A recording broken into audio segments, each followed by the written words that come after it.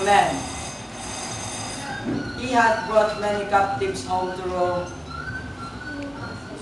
whose ransoms did the general coffers fill. Did this in Caesar seem ambitious? When that the poor have cried, Caesar hath wept. Ambition should be made of sterner stuff.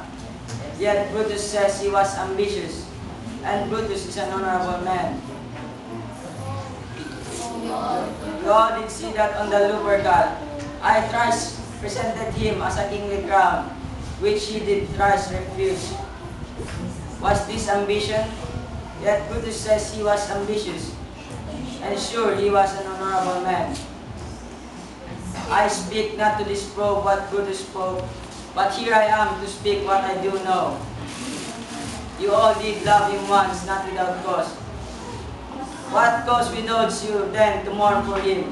O judgment, thou art fled to brutish beasts, and men have lost their reasons.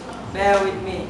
My heart is in the coffin there with Caesar, and I must pause till it come back to me.